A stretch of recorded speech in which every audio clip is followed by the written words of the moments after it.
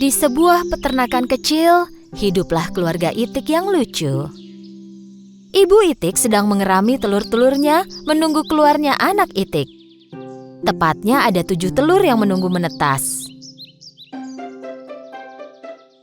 Satu pagi yang cerah, telur-telur itu mulai menetas.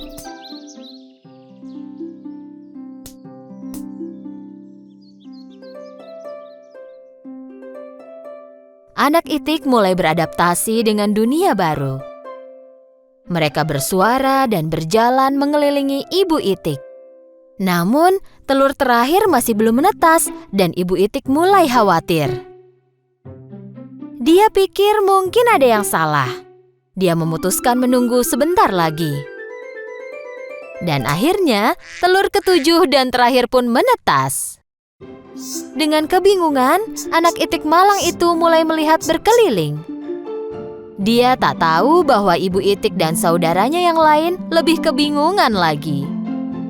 Karena Itik ini terlihat unik dan tidak mirip dengan saudara-saudaranya. Badannya lebih lebar dan bulunya berwarna abu-abu dan putih. Anak Itik lain mulai mentertawakannya. Kau anak Itik buruk rupa, kau tak mirip dengan kami. Aku tak mengerti, kenapa kau tak mirip dengan saudara-saudaramu? Buruk Buruk rupa, rupa, buruk rupa, buruk rupa, buruk rupa.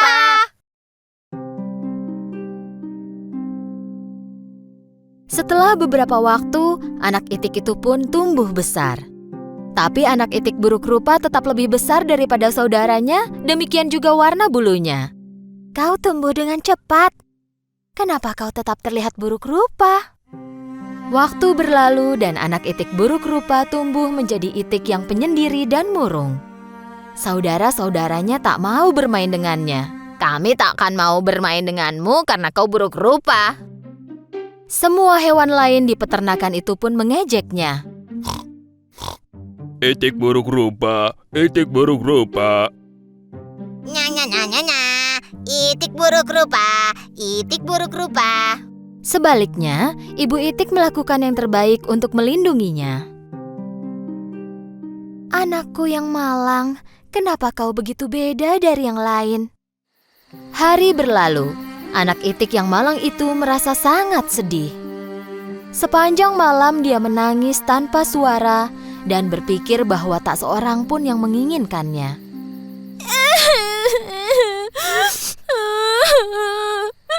Kenapa aku buruk rupa? Kenapa aku tak mirip seperti saudaraku? Satu hari, pemburu mendekati danau dekat tempat tinggal mereka. Pemburu mulai berburu Itik yang mereka lihat. Saat Ibu Itik mencari makanan untuk anak-anaknya, dia tertangkap oleh pemburu. Anak Itik buruk rupa tak tahu apa yang terjadi. Dia menunggu ibunya kembali sampai esok paginya.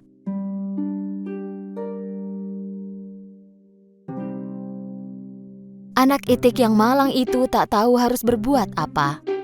Pertama-tama dia mendatangi anjing, dan anjing itu mengusirnya dengan marah. Pergilah. Tak boleh ada yang melihatku bicara dengan Itik buruk rupa sepertimu. Kemudian Itik buruk rupa mendatangi ayam. Tapi ayam juga mengejeknya. Bahkan aku pun terlihat lebih baik darimu. Bak. Itik buruk rupa sangat sedih. Tak seorang pun menginginkanku di sini. Jika ibuku tak kembali, tak ada alasan lagi untukku tinggal di peternakan ini.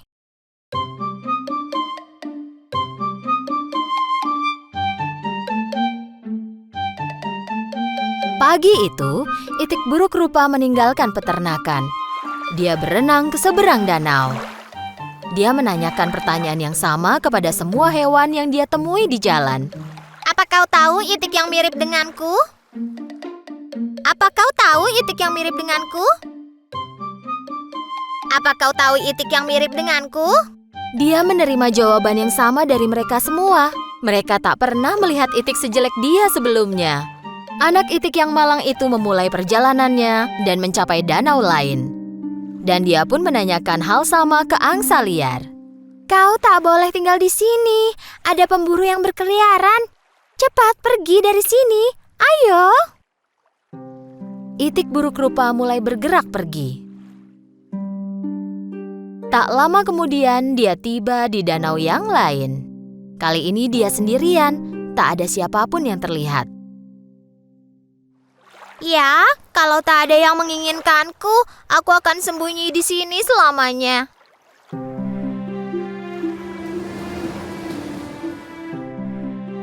Meskipun sendirian, dia sangat bahagia. Suatu hari, dia melihat sekelompok burung berleher panjang putih bermigrasi ke selatan. Dia melihat mereka dengan kagum. Mereka cantik sekali. Kuharap aku bisa seperti mereka. Musim dingin datang dan salju mulai turun. Itik buruk rupa jatuh cinta dengan pemandangan salju pertamanya. Dia bermain-main sambil ditutupi salju putih.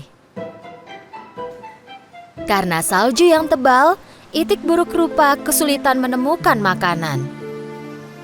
Jadi dia pergi mencari makanan. Dia kedinginan dan kelelahan. Sementara itu, dia bertemu seorang petani. Petani merasa iba dan memberikan jaketnya.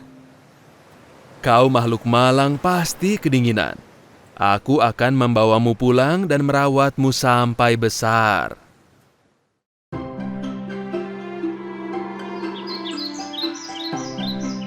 Petani menepati janjinya dan merawat anak itik itu. Saat musim semi tiba, itik buruk rupa sudah tumbuh besar.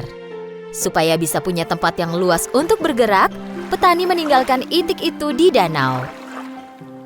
Kembali sendirian, tak lama itik buruk rupa melihat bayangannya di air. Tapi dia kagum pada apa yang dia lihat. Pertama-tama, dia tak mengenali dirinya sendiri. Dia pikir ada orang lain di belakangnya. Jadi dia melipat sayapnya dan melihat bayangannya pun melakukan hal yang sama. Dia merentangkan lehernya dan bayangannya pun meniru gerakan itu. Saat itu dia tahu bahwa burung luar biasa ini tak lain adalah dirinya sendiri. Oh, aku berubah sekali. Aku terlihat seperti burung yang terbang itu. Aku harus pulang dan menunjukkan diriku. Lalu dia pun pergi. Saat berenang di danau, dia bertemu sekelompok angsa. Karena kini dia adalah kawanan mereka, angsa itu mengajaknya ikut. Itik buruk rupa bepergian dengan sukacita bersama angsa. Seorang anak di tepi danau berteriak kepada temannya saat melihat sekelompok angsa. Hei, lihat angsa muda yang ada di belakang. Itu angsa tercantik yang pernah kulihat. Ya, dari awal dia memang adalah seekor angsa. Dia hanya telur malang yang tercampur bersama telur itik.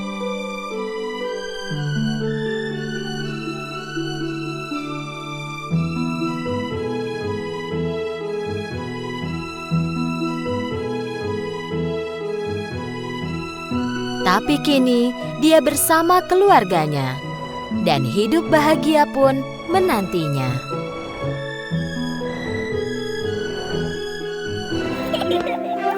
Di suatu hari yang cerah, ketika semua orang berjalan untuk mencari hadiah pada hari ayah, Gepetto, pembuat mainan yang sedang berdiri sendiri di tokonya, melihat keluar dan tampak sedih. Karena dia tidak memiliki seorang anak yang akan memberinya hadiah pada hari ayah. Kucingnya bernama Tutu datang menghampiri, lalu duduk di pangkuannya. Oh, aku harap aku punya seorang anak. Tentu saja kau juga anakku, Tutu. Gepetto ingin membuat mainan, boneka anak lelaki untuk pertama kalinya di hari itu. Dan dia mengambil potongan kayu pinus dan mulai memahatnya. Apa kau mengatakan sesuatu, Tutu? Gepetto mendengar suara asing ketika ia memahat kayu tersebut. Lalu Gepetto mengecat kayu itu yang ia pahat hati-hati sekali dan meninggalkannya di atas meja. Ia pergi ke depan tokonya dengan keheranan. Lalu kemudian kayu yang berbentuk boneka anak laki-laki itu melompat dari atas meja. Gepetto tidak mempercayai apa yang dilihatnya. Halo. Ada boneka kayu yang bisa bicara berdiri di hadapannya. Kau boneka kayu yang bisa bicara. Kau adalah berkah di hari ayah. Hari ayah? Apa kau ayahku? Ya, anakku. Sekarang kau adalah anakku. Dan namamu adalah... Sebentar. Pinocchio. Pinocchio. Sekarang biar ku masakkan makanan yang enak. Ketika Gepetto masuk ke dalam, seekor burung pelatuk menghampiri Pinocchio. Hai nak. Tak, tak, tak. Apa yang kau tunggu? Di luar sangat indah. Keluarlah. Keluar? Ya. Tak, tak, tak. Pergi dan larilah. Seperti yang dikatakan burung pelatuk, Pinocchio pergi keluar dan mulai berlari. Ketika Gepetto kembali, ia tak dapat menemukan anaknya di mana tadi ia tinggalkan. Dengan sangat panik, ia berlari keluar untuk mencarinya. Tapi karena ia terlalu tua, ia kelelahan dan terjatuh. Sementara itu, Pinocchio yang terus berlari tersasar di dalam pasar. Oh, aku sudah menyusuri semua jalan. Sekarang aku bagaimana cara kembali ke ayahku? Ketika Pinocchio terus mencari jalan pulang dengan murung, perutnya berbunyi karena lapar.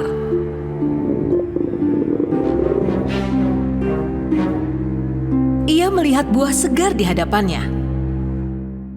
Ia meraih dan mengambil pisang itu. Hei nak, kau tak bisa mengambil dengan gratis. Apa kau tak punya orang tua? Kau harus membayarnya. Oh, baiklah. Sebenarnya aku punya uang yang banyak, tapi semua ada di rumah. Lalu seketika, hidung Pinocchio menjadi panjang. Ah, hidungku! Hidungku! Ada apa dengan hidungku? Hidungku! Pinocchio terus lari karena panik. Kalau kau punya uang, kau harus membawanya ke sini nak. Oh, tidak! Tidak! Jangan marah! Aku tidak bisa karena aku tidak punya uang, Tuan. Ketika Pinocchio mengatakan hal yang benar, hidungnya kembali ke ukuran semula. Tapi, ia terus berlari tanpa menyadarinya. Akhirnya, ia berhenti di depan kaca jendela dan melihat pantulan wajahnya di kaca. Hidungku sudah kembali ke ukuran yang semula. Tuan Gepetto masih mencari anaknya, menyusuri setiap jalan hingga malam. Kemudian ketika hujan mulai turun, ia menunggunya dan berteduh dan berharap kemungkinan anaknya melewati jalan itu. Kau di mana, Pinocchio? Anakku sayang, kau di mana? Sementara itu, Pinocchio yang basah kuyup karena kehujanan dan tercium seperti kayu yang basah. Ia merasa putus asa lalu masuk ke dalam tong sampah untuk berteduh dari hujan. Kemudian pada pagi harinya, ia menyadari bahwa ia tak sendiri di dalam tong sampah. Hei, anak kayu. Aku sangat lapar. Biarkan aku gigit kakimu sedikit saja untuk mengisi perutku. Pinocchio sangat ketakutan. Ia ingin segera pergi. Tapi tikus itu mengambil kaki Pinocchio dengan tangannya yang besar. Tidak, lepaskan aku. Ayah aku seekor macan. Jika ia melihatmu, dia akan menggigitmu dalam satu gigitan. Jika ayahmu seekor macan, dia pasti punya ekor juga. Iya, aku juga punya ekor. Ketika Pinocchio berbohong, hidungnya kembali tumbuh lagi. Hidungku. Kalau begitu biar aku gigit ekormu. Pinocchio melompat dari dalam tong sampah dan ketakutan. Jangan gigit. Aku tidak punya ekor. Aku tidak punya ekor. Pinocchio berdiri di depan genangan dan menyadari melihat pantulan dirinya bahwa hidungnya kembali lagi ke ukuran semula. bisa jadi panjang kalau aku berbohong dan bisa menjadi normal kalau aku mengatakan hal yang jujur. Kemudian, ia tak menyadari seorang pencuri jahat diam-diam menghampirinya dari belakang. Ketika si pencuri itu melihat boneka kayu itu berlari dan berjalan sendiri, ia ingin mencurinya dan menjualnya. Berkat kau, aku bisa punya banyak uang. Aku kaya sekarang. Lepaskan aku! Aku anak kecil sungguhan. Aku bukan boneka kayu. Master Gepetto mencari ke setiap toko dan setiap jalan. Ia mencari sepanjang hari, tapi ia tak juga menemukan Pinocchio. Mungkin anakku pergi ke pantai. Tapi bagaimana jika ia terjatuh ke laut? Gepetto menyusuri pantai dan terus memanggil nama anaknya. Tepat pada saat itu, ia melihat orang asing, pria bertubuh besar yang membawa bungkusan besar di belakangnya. Ia menghampirinya dan bertanya, apakah ia melihat boneka kayu anak-anak? Karena hafal dengan suara ayahnya, Pinocchio mulai berteriak. Ayah, aku di sini! Aku di sini!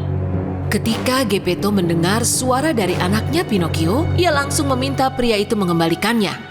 Sementara pria itu mengatakan bahwa ia akan menjualnya dan mendapatkan uang banyak, lalu mendorong Gepetto dan meneruskan perjalanannya. Seketika itu, Pinocchio coba untuk berbohong dari dalam bungkusan tersebut. Aku juga seorang pencuri. Aku juga punya uang yang banyak. Warna rambutku warna merah. Lalu sekejap, hidungnya menjadi panjang dan bungkusan itu sobek.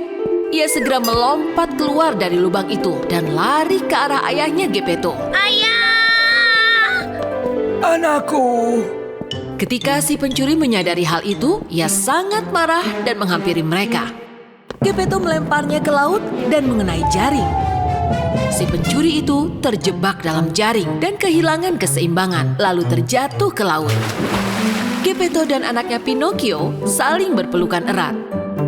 Pinocchio segera mengembalikan hidungnya dengan mengucapkan hal yang baik. Aku anak yang pintar. Dan aku tidak mau mengecewakan siapapun lagi. Selain itu, aku sangat sayang sekali sama ayahku. Pada saat itu, keajaiban terjadi dan Pinocchio menjadi seorang anak manusia. Sejak hari itu, semua ayah dan anak di kota itu percaya dengan keajaiban yang diciptakan dari cinta, bukan dari kebohongan.